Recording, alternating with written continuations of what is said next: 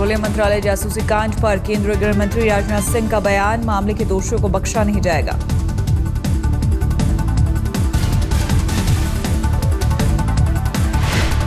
और उसकी जांच हो रही है और बिल्कुल दूध का दूध पानी का पानी हो जाएगा और जो भी दोषी हैं वो बख्शे नहीं जाएंगे और उसकी जांच हो रही है। राजनाथ सिंह ने कहा, दिल्ली पुलिस कर रही है मामले की जांच, जल्दी दूध का दूध और पानी का पानी हो जाएगा।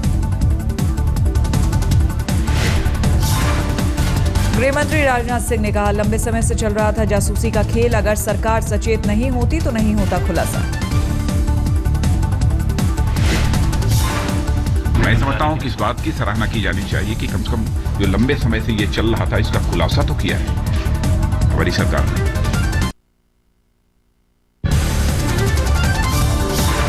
पेट्रोलियम मंत्रालय जासूसी कांड में आरोपियों से पूछताछ में 3 और नामों का खुलासा, आज 5 आरोपियों की कोर्ट में होगी पेशी।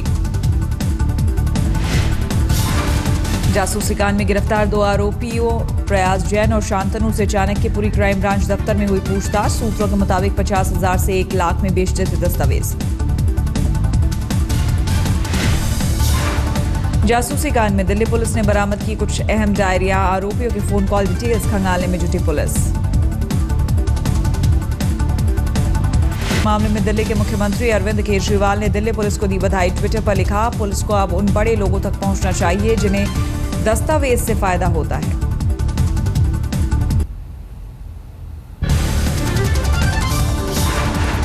जासूसी कांड को लेकर दिल्ली पुलिस के कमिश्नर का बयान, कहा, आरोपियों से पूछताछ में हुआ खुलासा, डॉक्यूमेंट चोरी कर बेचे गए। डॉक्यूमेंट्स जो है चोरी किए गए, डॉक्यूमेंट चोरी करने के बाद में आगे बेचे गए। उनको जो उनके रेसिपिएंट्स हैं, यानी कि आप समझ लें कि चोरी के माल को खरीदने वाले जो हैं रिसीवर ऑफ स्टोलन प्रॉपर्टीज, उनको भी हमने अब जो है काबू में कर लिया है। डॉक्यूमेंट्स जो है दिल्ली के पुलिस कमिश्नर बीएस बस्सी का बयान, कहा, चार्जशीट दाखिल होने तक हमारी जांच जारी रहेगी।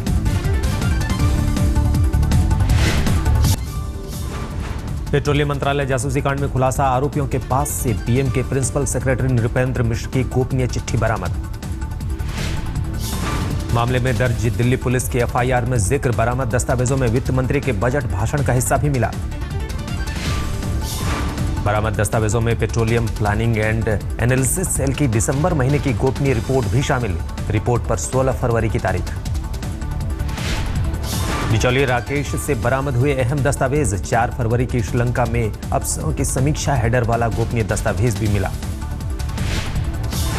दलालों से बरामद दस्तावेजों में विभिन्न सेक्टर की गोपनीय परफॉर्मेंस रिपोर्ट के अलावा मिनिस्ट्री ऑफ पीएनजी की एक्सप्लोरेशन डिवीजन के गोपनीय दस्तावेज भी शामिल।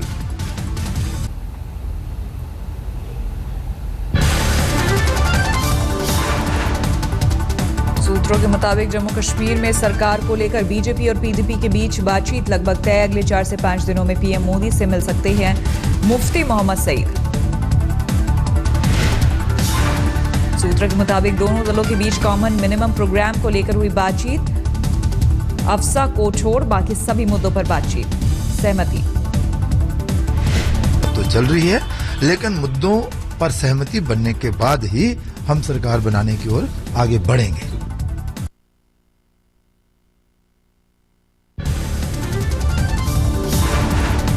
इस्तीफे के बाद जीतन राम मांझी का पहला इंटरव्यू, आज तक से खास बातचीत में कहा, नीतीश से कोई निजी दुश्मनी नहीं है, शपथ ग्रहण समारोह में होंगे शामिल।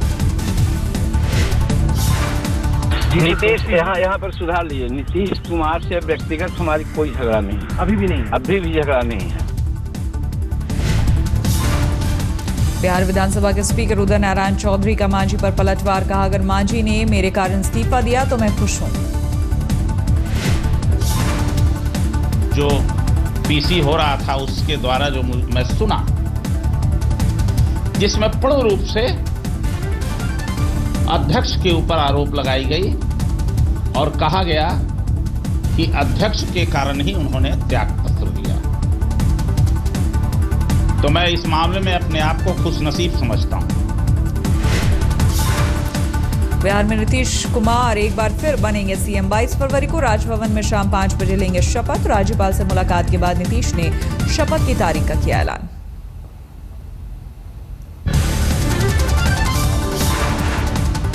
हमलावरों की गोलीबारी में घायल लेफ्ट नेता गोविंद पानसरे का मुंबई में इलाज के दौरान मौत।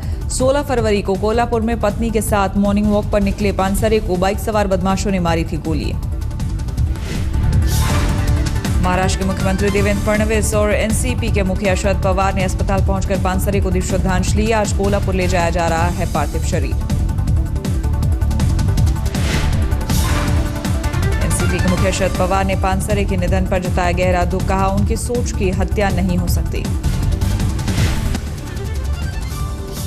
दिल्ली के बुराड़ी थाने में रात भर जमकर हुआ हंगामा। आप विधायक संजीव झा और अखिलेश त्रिपाठी समेत दर्जनों समर्थकों पर मामला दर्ज। आप विधायक संजीव झा के थाने के भीतर गाड़ी लेकर घुसने पर शुरू हुआ विवाद। संतरी ने रोका तो आप नेता और कार्यकर्ताओं ने किया हंगामा। थाने पर जुटे करीब सैकड़ों आप कार्यकर्ता संतरे पर मामला दर्ज करने की मांग को लेकर प्रदर्शन करते रहे आप कार्यकर्ता। एक और आप विधायक अखिलेश त्रिपाठी भी आए समर्थन में। देर रात पुलिस ने किया लाठीचार्ज। आप कार्यकर्ताओं ने भी पुलिस पर किया पथराव। कई पुलिसकर्मियों को आई चोटें। कई प्रदर्शनकारी भी घायल। दंगा भड़काने और सार्वजनिक संपत्ति को नुकसान पहुंचाने का पुलिस ने आप नेताओं पर किया मामला दर्ज। अनआइडेंटिफाइड व्हीकल था। गाड़ी को संतरी ने जैसे रूटीन चेकिंग में व्हीकल को रोका, इसी बात पर वो नाराज़ हो गए और उन्होंने आसपास अपने पार्टी के कार्यकर्ताओं को बुला लिया और भीड़ इकट्ठी कर ली। सेफे में मुलायम सिंह यादव के सांसद पोते तेज प्रताप सिंह यादव के तिलक में पहुंचे प्रधानमंत्री नरेंद्र मोदी। लालू और मुलायम ने मिलकर किया स्वागत।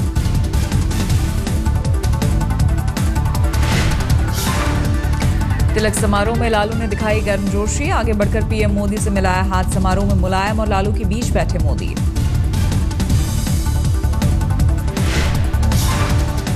तिलक समारोह में पहुंचे पीएम ने यूपी के सीएम अखिलेश यादव की नन्ही बेटी को गोद में बिठाया। करीब आधे घंटे तक रुके मोदी।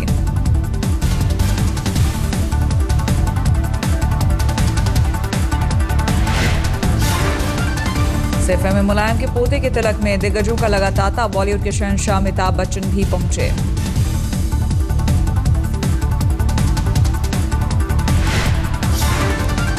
तिलक में पहुंचे अमिताभ ने मुलायम के पोते तेज प्रताप सिंह यादव को दिया आशीर्वाद। काफी देर तक परिवार के साथ रहे बिगड़ी।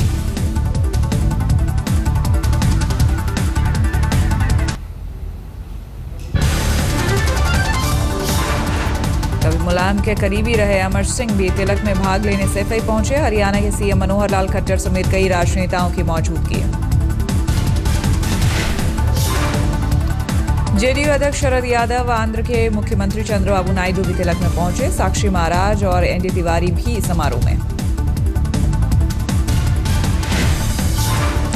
तिलक समारोह को लेकर सैफई में जमकर की गई है तैयारी। करीब 45,000 मेहमानों को भेजा गया है न्योता।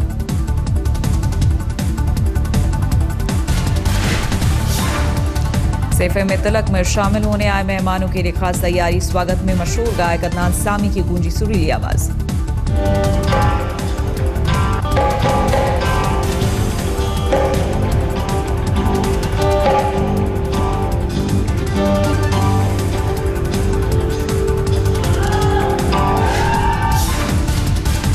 मुलायम के सांसद पोते तेज प्रताप सिंह यादव की लालू की छोटी बेटी राजलक्ष्मी से हो रही है शादी। 26 फरवरी को दोनों परिणय सूत्र में बंधेंगे।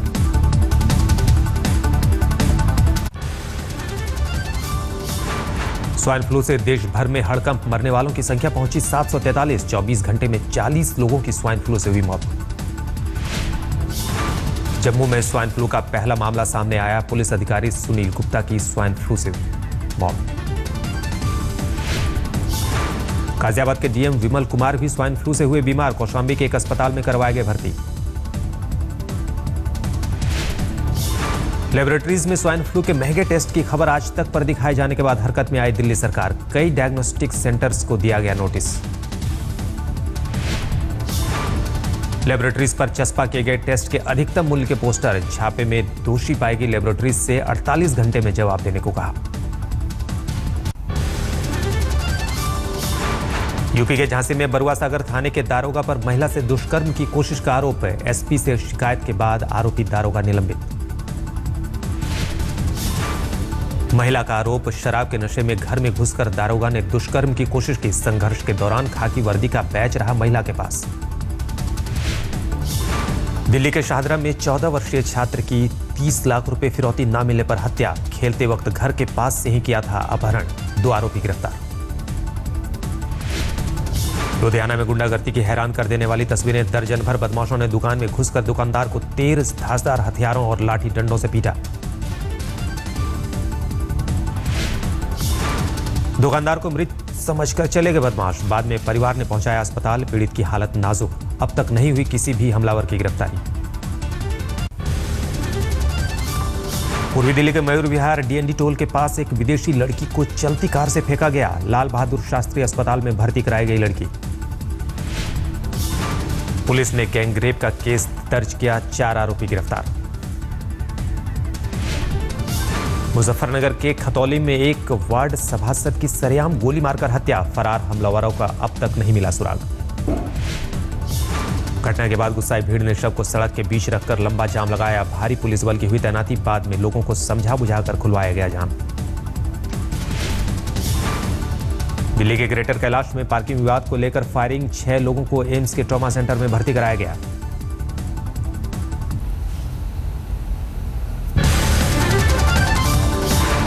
वर्ल्ड कप में वेस्टइंडीज के खिलाफ पाकिस्तान की करारी हार। क्राइस्टचर्च में हुए मुकाबले में वेस्टइंडीज ने 150 रनों से दी मात।